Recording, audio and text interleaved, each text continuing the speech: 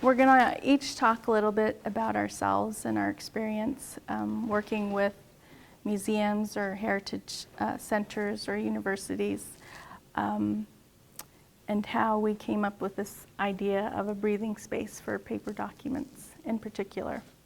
I began my career as an archaeologist at Northern Arizona University and in Flagstaff, Arizona.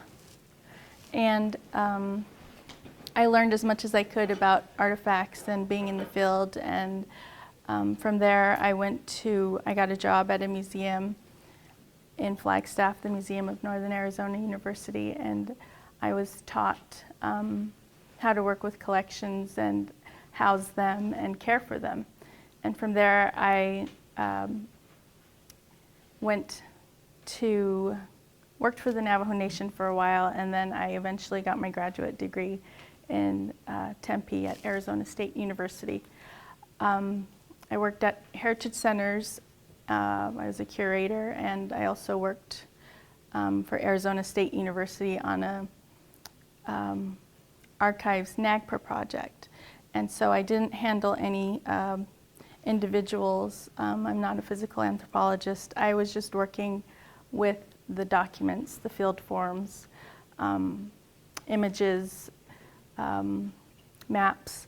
That's all I did for that particular project. So I worked on that for about almost 8 years.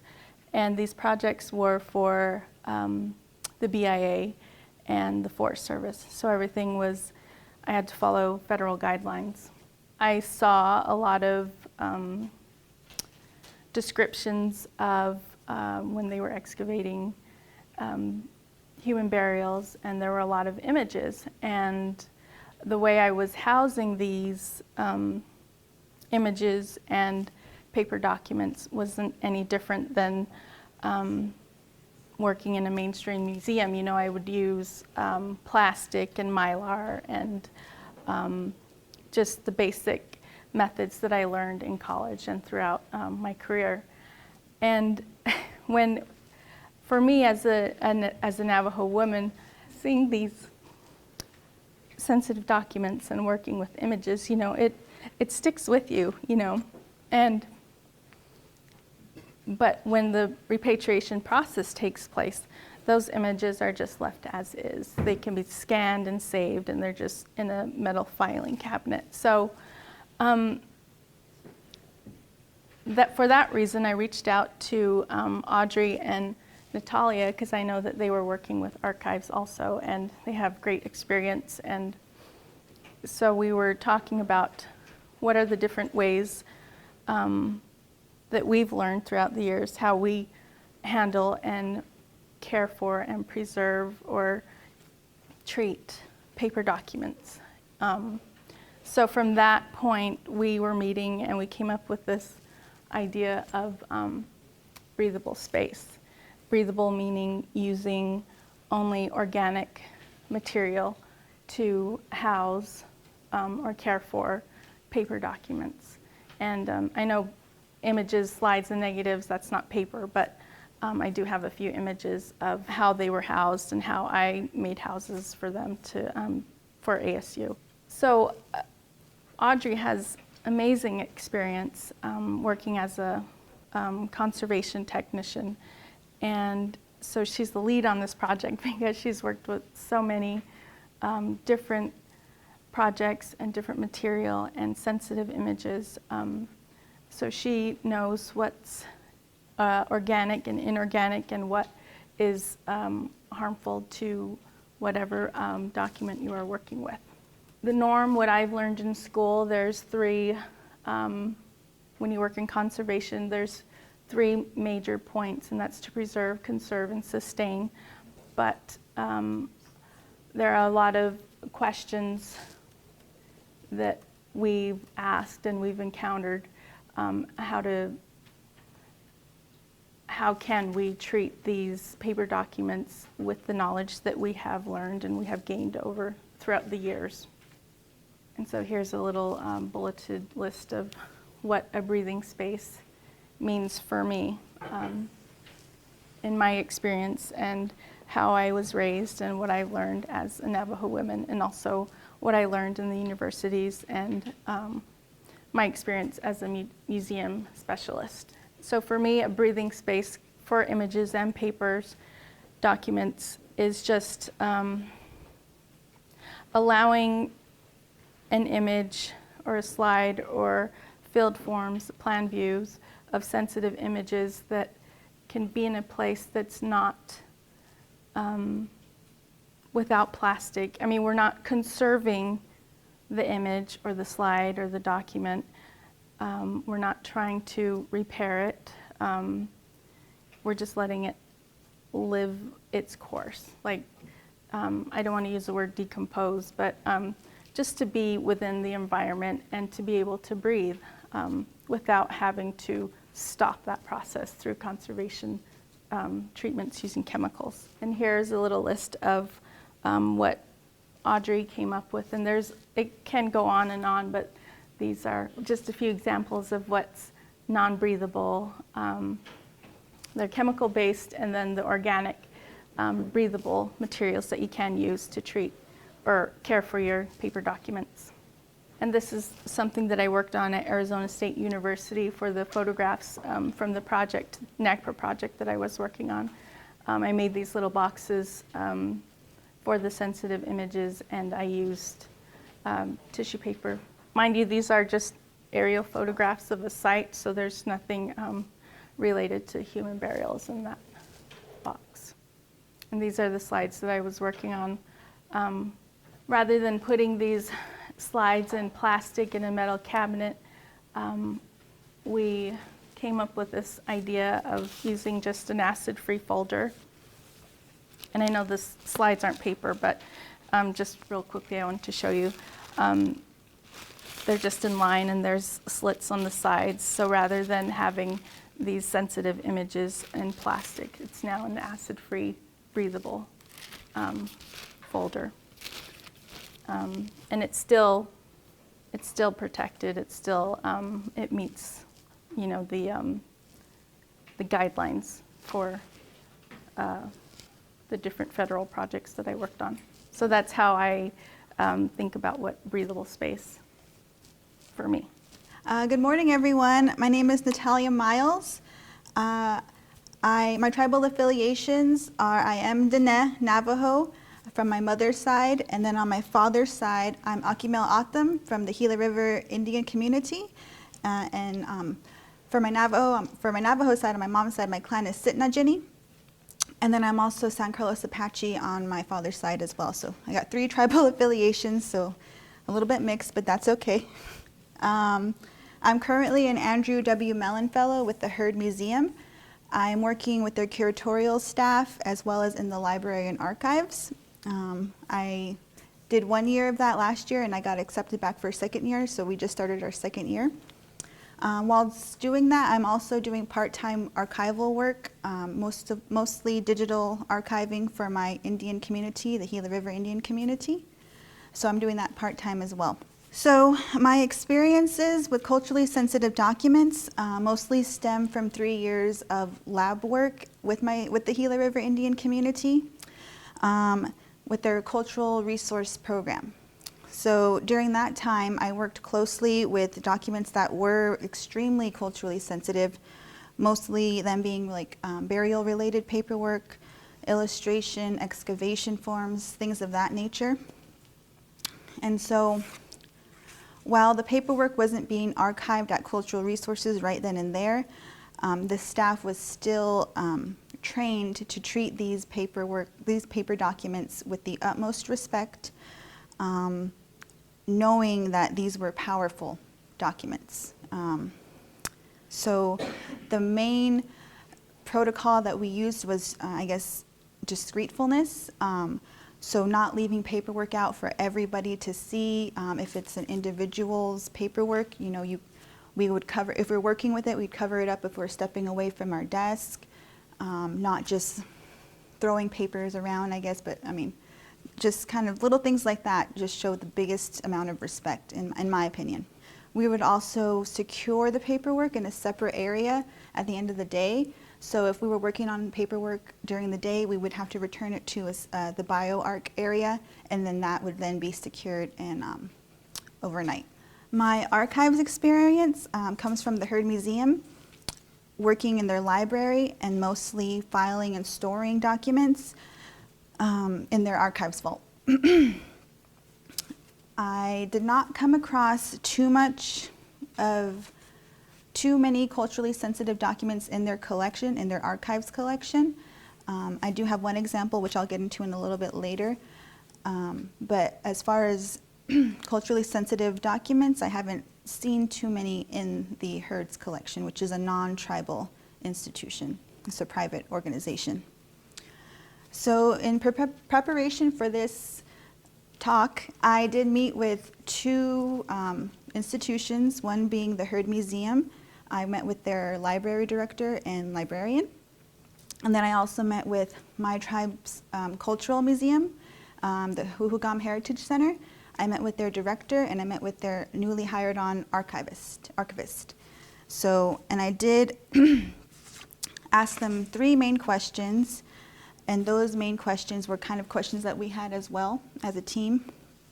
And we asked, what types of culturally sensitive documents exist in their archives?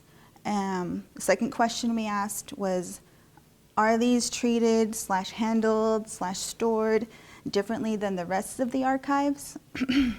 And then thirdly, we asked, what types of conservation is being done, if any, and is it being done in-house or is it being sent out? So the answers to that, and the reason why I chose these two institutions was because one's a private non-tribal institution and the other one is a tribal cultural heritage center, so I kind of wanted to compare and contrast the two and see if I got different data from the different institutions. So for the first question, what types of culturally sensitive documents exist in their archives, I asked the director, Shirley Jackson, the director of the tribal institution, what would she consider culturally sensitive? And it took us a while, along with the archivist, it took us a while to kind of figure out what was culturally sensitive, what does that mean? So these were all questions that we were still figuring out just at the meeting. There was no set guideline as to what could be culturally sensitive, even at the cultural center. What we came up with mostly was photos from historic archaeological contexts. Even though those aren't really paper documents, that was the only thing that we could really come up with. And then also transcripts of oral histories.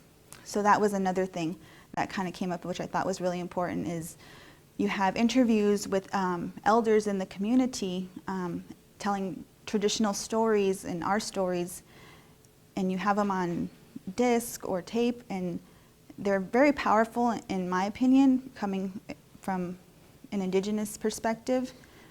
And when you put those words to paper, then that paper in turn becomes powerful in and of itself. So those are the types of documents that we could think of right then and there. With the Heard Museum, they were mostly uncertain with what culturally sensitive material they had in their collection. They don't deal with any burial-related archaeological paperwork so much. They're dealing more with art, artists, archives, history, I guess, history of the tribes. So the only thing that came up was ceremonial or historic photographs of a Hopi ceremonial snake dance. So when you look up, if you're trying to look up in their archives, they have research guides, and there is a disclaimer on the research guide saying advisory culturally sensitive material. So that's the protocol that they follow. That was what we narrowed it down to as far as culturally sensitive. And I was kind of trying to give them ideas with what me, Darsita, and Audrey had discussed. Like, culturally sensitive documents could be maps, it could be treaties, it could be any type of documentation where it's all subjective, really, and it's up to community members to decide that. It's up to the tribal institutions to, decide whether something is culturally sensitive to the tribe. So the staff at the herd, being non-native staff, they're not really too knowledgeable in what can be considered culturally sensitive and what isn't. So for the second question, I asked, are these treated, handled, stored any differently than the rest of the archives? So for the Heritage Center, yes, the burial-related paperwork is segregated, and it is in a secure area with limited access. So that's one whole area separate from the regular archives. The transcripts are not separated. So we were trying to figure out what could be a good way to store these. What are the logistics of making a separate location for these items? Is it possible? And the Heritage Center does have the resources and they do have the space to make a separate area. But we know that not everybody has those resources. Funding is limited a lot of the time, so we were trying to kind of figure out what was the least that you can do with your archives. If you don't have the space, the money to do separate locations, we could at least maybe put things in acid-free folders, use tissue paper instead of Mylar, that kind of deal. For the Herd Museum, they did not separate items, these culturally sensitive items, from their regular archives. They did put the advisory with the photo, like a little bookmark, and they also, access to these images were not determined by the Hopi ceremonial snake dance. That access to that photo is not determined by a Hopi elder. It's more, or a Hopi community member. It's determined by the library staff. So that was kind of a questionable thing in my opinion, but they don't have the resources to hire on.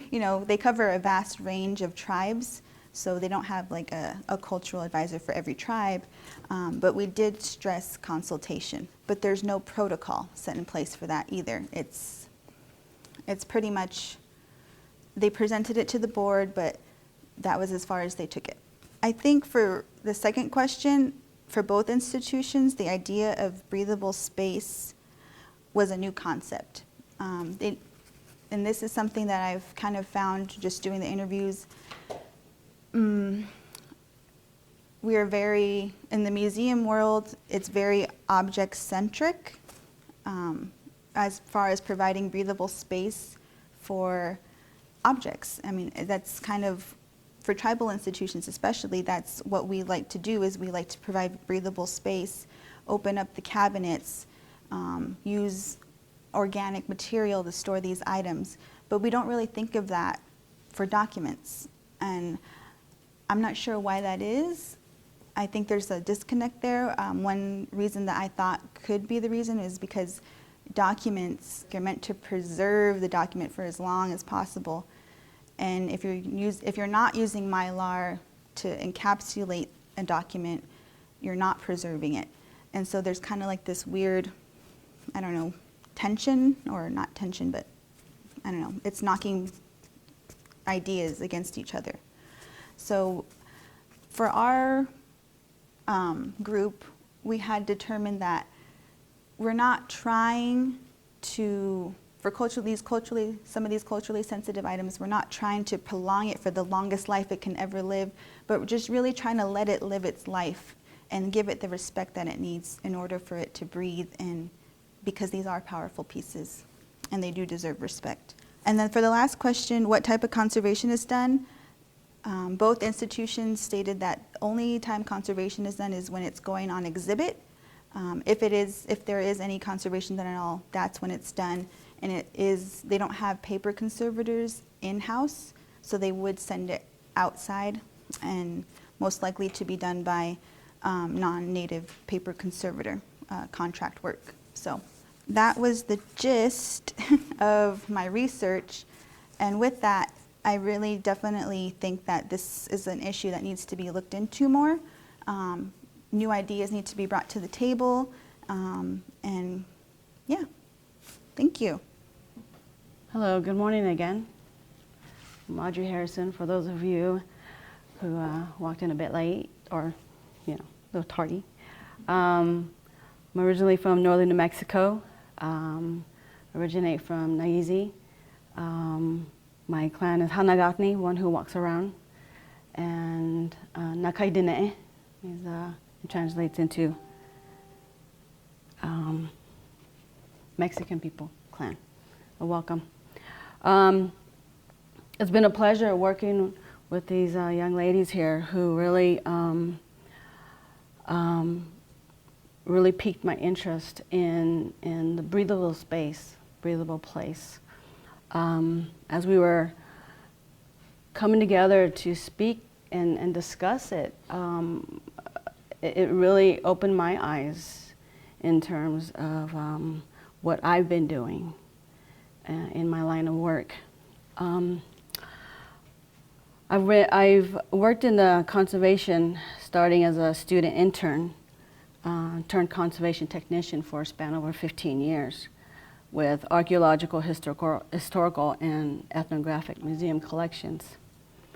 My conservation story began in Tucson, specifically at the Arizona State Museum with Nancy Odegaard, when I answered a flyer inviting Native students an opportunity to learn about preservation and the conservation of museum objects.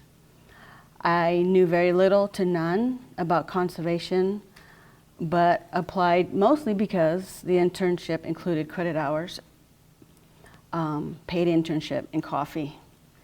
Fast forward a decade, my interest in conservation and cultural preservation continues to grow and has enabled me to work at various conservation laboratories, cultural centers, and with private collectors. People often ask me, what do you like best about working in conservation? Usually I take a deep breath and smile, and I'll say the best part about it is just doing my best. The work I put in and the journey is the reward, and not always the result.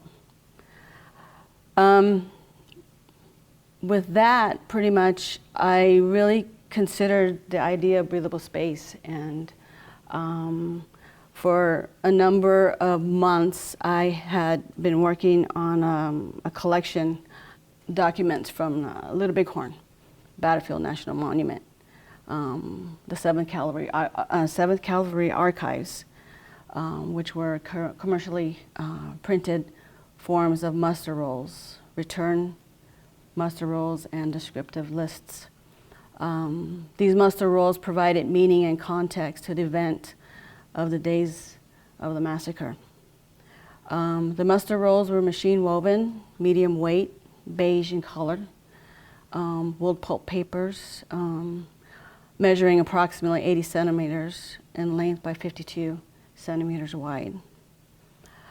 The muster rolls were printed forms with black ink, India ink, typically fugitive brown sepia colored inks on both sides.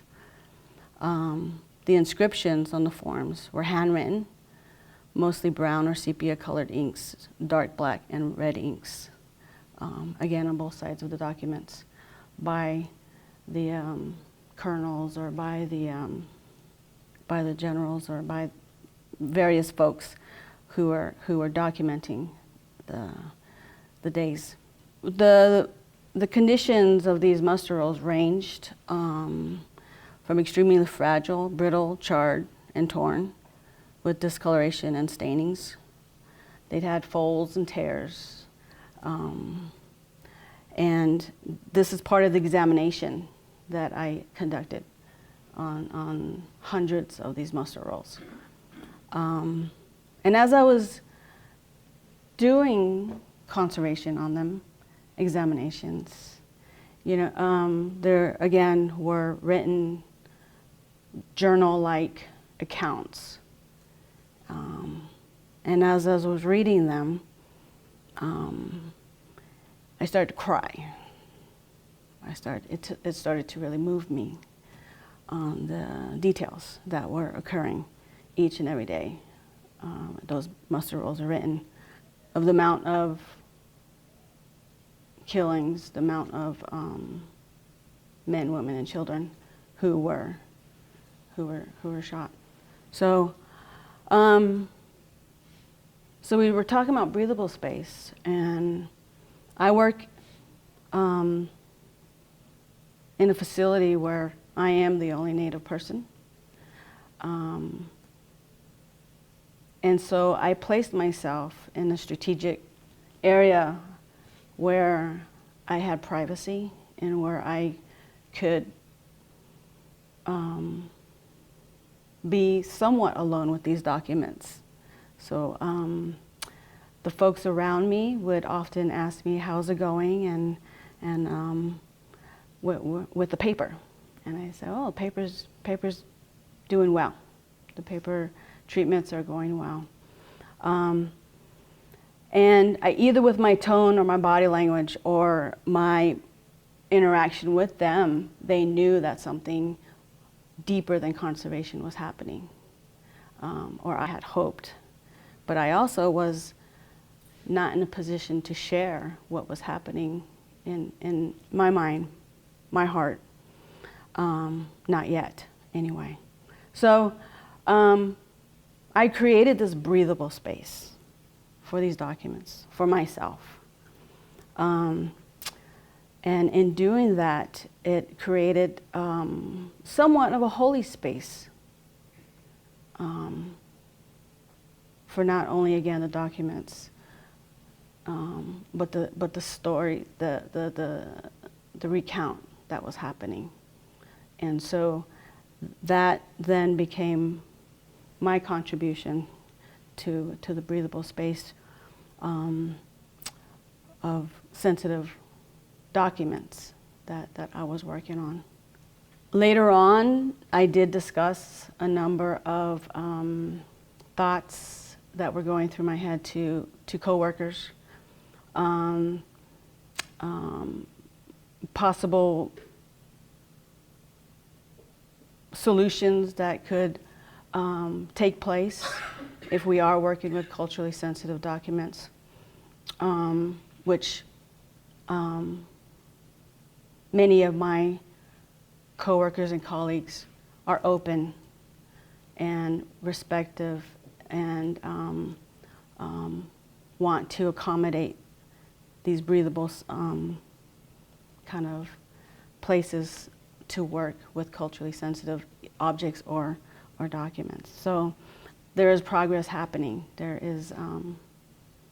are people listening who are non-native, who are hearing us, and us just having our culturally background really instilled in us. It's inherent, so it comes out. It comes out with the types of work that we do. With that, I just wanted to also move along with some of the examples of paper document and treatments that have occurred through just my working in conservation. These are not culturally sensitive documents. These are just some examples of some maps, rolled documents. So, for example, here we have masking tape. It has discolored, it's yellowed on the left side. We strongly discourage that type of repair, and I think most folks are getting that it's actually more harm than good. And then we have an after treatment showing some repairs, removal of tape, of course, and then repairing the area with Japanese tissue and wheat starch paste. These are some examples of rolled maps, and these could be as well as land claims or treaties. Sometimes I've seen with my family our certificate of Indian blood documents rolled up or stored in shoe boxes, and they end up over years just being in a state where you're doing more damage to the fibers, possibly the inks that could fade if they are just rolled on the outside and not rolled from the inside. This is some examples of flattening paper documents. I'm demonstrating the use of wool felt, blotter paper, and some sort of document to this gentleman who is a tribal member who came to my place of work at the Western Archaeological and Conservation Center in Tucson. And he was very interested because he has in his collection a number of documents that could benefit from this type of treatment. That was many, many moons ago. The two slides before, these were the same maps that were rolled up, and this is the flattening end result. So that the humidification and flattening process really can make a world of difference, depending again on the inks, depending on the fragility of the paper and the stability of the paper. This is a front view of a before and after. Map. The boxes in the middle, I had to avoid those out. So those are not discolorations or stains. But along the edges, you can see that there is quite a bit of discoloration. Maps of this time and this day and age are highly acidic, and so you have the acid burns somewhat. And so because the edges are exposed a lot more, you can see that on the far left there are detached fragments, detached pieces and sections of the map that have fallen off due to unstable storage or just even handling. You can see some more tape repairs on the bottom left of the map on the left there. And of course there's loss. There's a number of areas of loss along the top, which we'll never have. We'll never have those pieces again, part of that map. And then here is the flattening. I reattached as much as I guess I did. I reattached all the sections of the detached paper sections, in addition to stabilizing and removing tape along the bottom. This is the back view of the before and after, showing the Japanese tissue. I preferred to repair on the back side. Sometimes, again, there's print on both sides, and so it can be a bit difficult.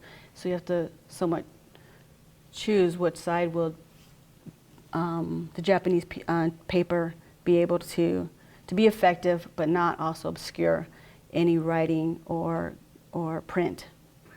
This is another example, or detail, I should say. And I was able to repair one of the detached sections of the map, flatten, humidify and flatten, and repair. So these are examples of some of the damage that can also occur other than fading, is water damage and staining. We would like to thank ATALM and everybody, the folks, and especially you all who came to hear and listen to our talk here. We discussed in our first half about breathable place, breathable space for culturally sensitive documents. And then part 2 of this workshop we will not be working on culturally sensitive documents, but a mock-up of possibly a land claim, or possibly a treaty, or possibly something that we would find in the archives, or even in collections, or even in our own homes, or even with our own family members. What we have in front of you are a number of supplies and materials. We've prepared some maps that are creased, folded. On the back side, they're staples, taped up tears with masking tape. Some of you may have some duct tape. And these are actually a lot of types of materials that folks have used in the past to repair documents in many collections, and even prior to collections being in archived or repositories, people have tried to do what they thought was good for the document, which was not always a good thing to do. We also have come across items that have been glued with goop on the backside of documents and applied material. Do you want to kind of show, maybe walk around with that? And usually it's been possibly muslin, or maybe even some sort of canvas type of material that they felt would structurally support and stabilize the fragile document. And again, we try not to do this anymore. What has now been more of a recommended stable material is Japanese tissue, or Japanese paper, with backing with some organic adhesive, wheat starch paste, and others.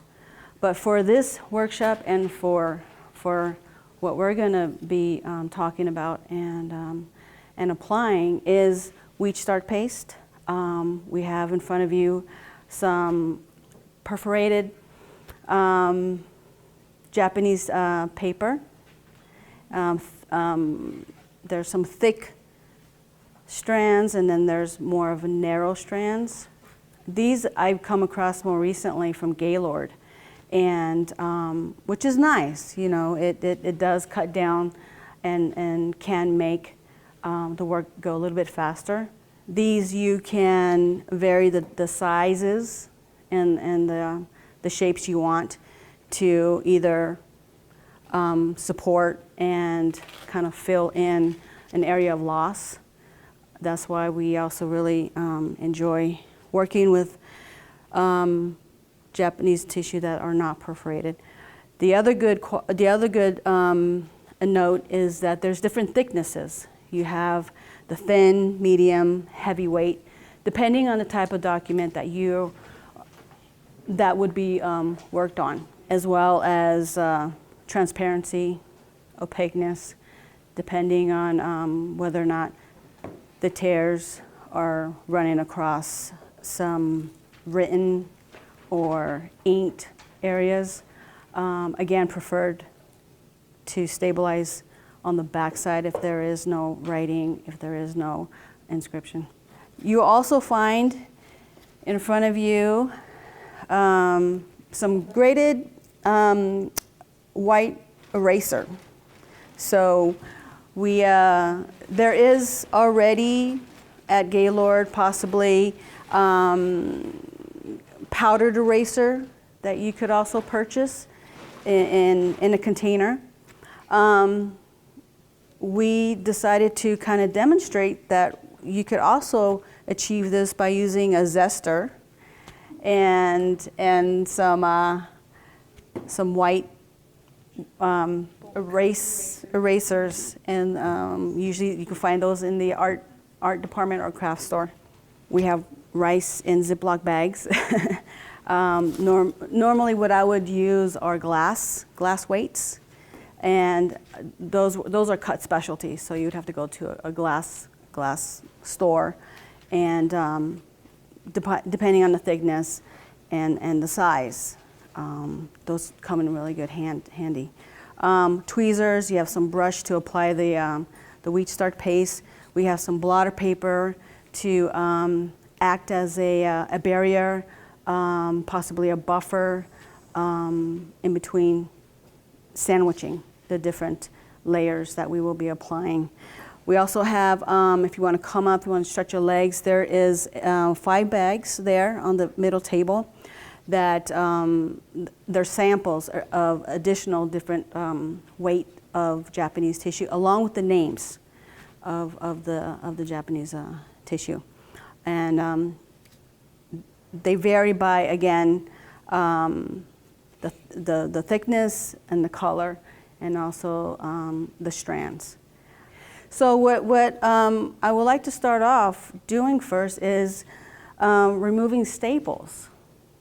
If we have in our collection a number of documents that are stapled for good reason, if you flip over your map there, a lot of us would staple, file, and in time, the metal combined with moisture, it starts to corrode, starts to rust. And in doing that, we could possibly stain the documents, and that has been done on a number of documents in our archives. So there is a tool that we purchased, that tool there. I think, well, there's only a few, so we had to share it. And so what you're going to do is get the tip of this, slide it under one end of the staple, lift it up gently, and do the same to the other side. We could have easily purchased, the staple removers, but they end up tearing.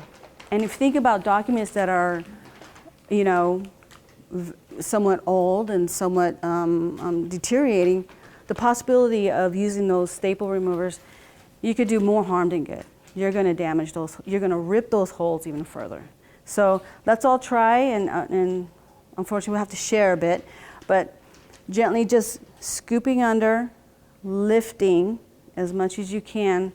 Good hand, good eye, take your time, no rush, and let's see how we do.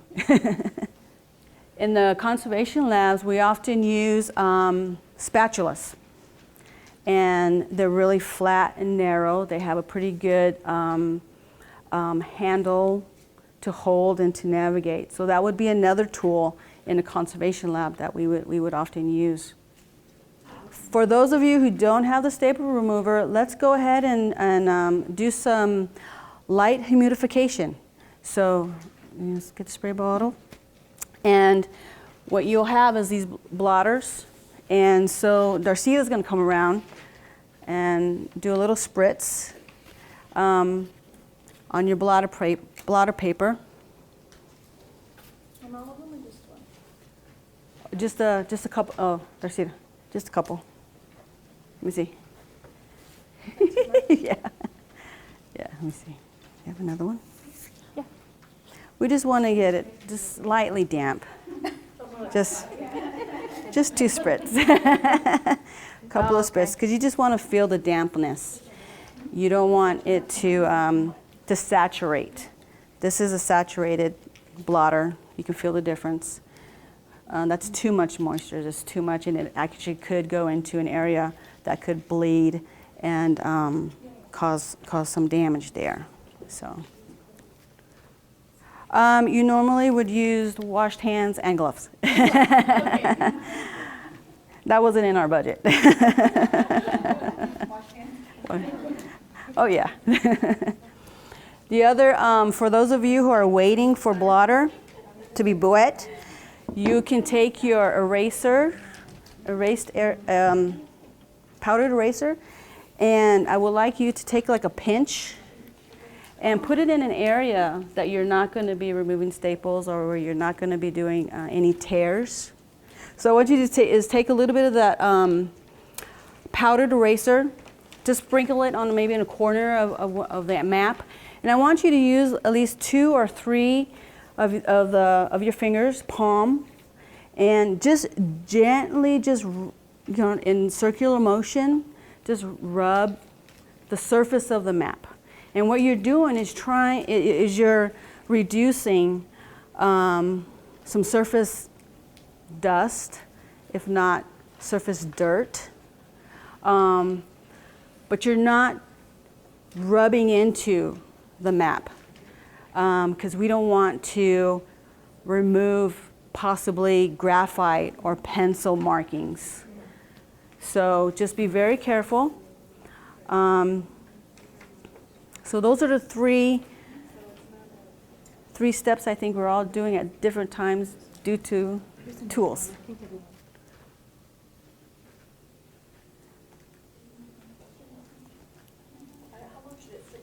So we still want to take the staples out because we can't humidify it without taking the metal component out.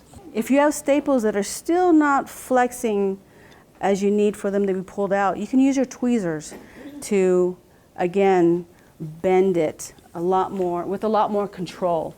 And so then Darsita is going to pass out some Remay or Hollytex. And what this does, it will apply it over the tear that we're going to repair. And that acts as a barrier. That acts also as like a filter, a ventilation surface. So that we'll add the Remay, and then we'll add the blotter paper on top. So after you've placed the Remay, the blotter, then you'll place the weight or our bag of rice, and then we'll set it there for depending again on the moisture of our blotter paper, depending on the thickness of our paper. If we were working on a paper really thin, it wouldn't have to be on there for so long. This is a kind of a crucial moment because we don't want to add too much moisture to our paper documents because that could cause rippling. It can cause the fibers to really relax too much to where they start to actually do a lot more damage. And when they start to dry, then you go into this really quick dry, wet, dry environment is what we're giving it, and we just need to be careful not to overdo with too much moisture. If you feel that when you remove your weight and your blotter and your Remay, you take a look. I want you to lightly feel the any moisture on the paper, on your document. If you're not sure, maybe close your eyes and feel if it's cool to the touch. If you're feeling any ripples, if you need a little bit more moisture, then go ahead and spray your blotter a couple more times and do the process again. All right, for those of you who are ready to do some tear mends, in front of you, you were given some wheat starch paste.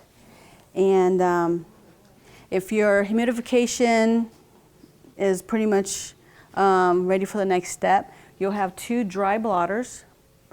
Place one underneath the tear and place one on top. Yep.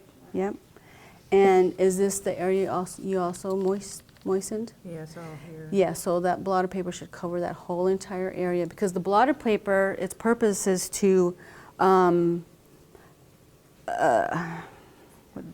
track the moisture. It's supposed to, like a towel, just dry out the area. And if you need some dry Remay, we have dry Remay as well, if you need some more. So blotter paper, dry Remay, document, dry reame, blotter. So this is called local humidification, if I didn't say it in the beginning. The small little tears, we're doing local humidification, flattening, and repairing. If we wanted to do the whole entire document, the materials we're using here would be the size of the document. Even the reame, even the flattening, everything, all the materials would be as big as the document.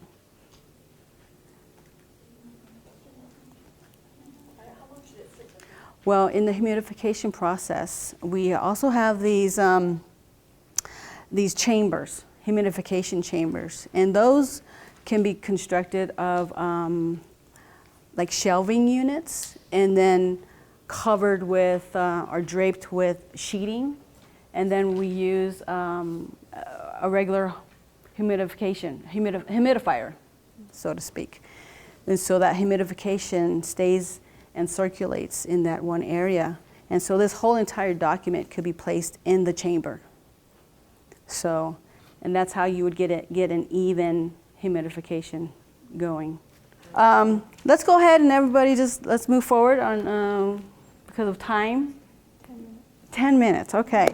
So what we're gonna do, is you're gonna take your brush, and you're gonna get some of your wheat start paste, and you're going to tear some of your tissue. Let's just, for time purposes, let's just take about that much. Place it on the Mylar. Place it there, and take some of your wheat starch paste, and get a good amount on the end of your brush. And with the tweezers, hold one end of your tissue, because it's going to move around, and apply your paste to one side only of the Japanese tissue. And one of the important parts of this, do you see the frayed edges? Those are very important. So we want to keep those frayed as much as possible. And when you brush on, going to the left, going to the top, left, right, and downward. These are somewhat like the fingers. These are the grips. This is what is also going to lock on to the stable areas of the map. And the damage is more or less going to be in the central area of your tissue.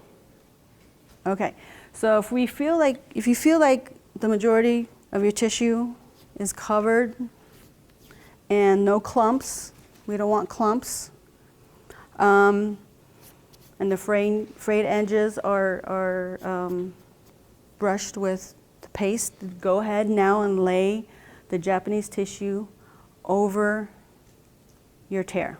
Usually I probably start with just laying it down right and moving it along.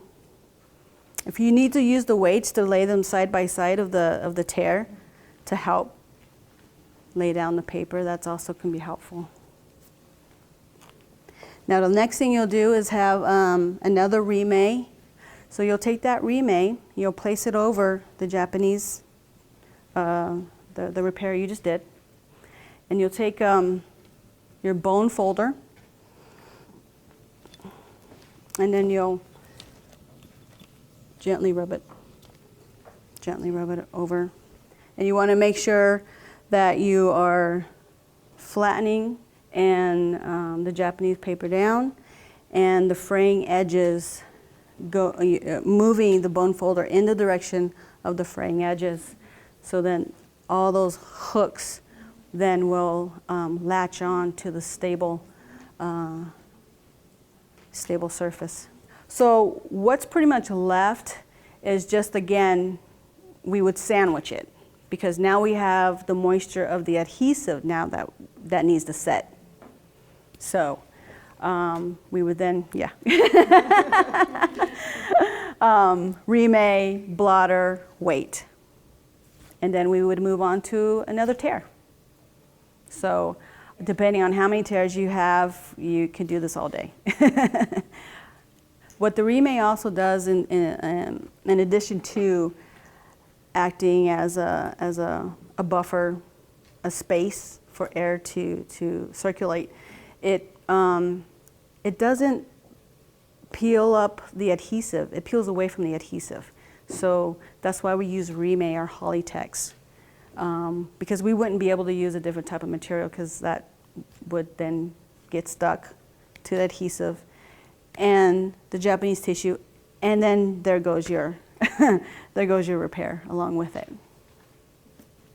So other than that, it's just the waiting game again. So far, I think most of what we did today is very similar to what you would find troublesome in collections. Staples, paper clips. I've seen paper clips that's just completely rusted and corroded and even degraded the paper.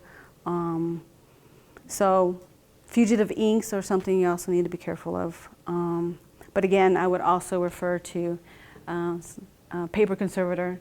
That's my disclaimer.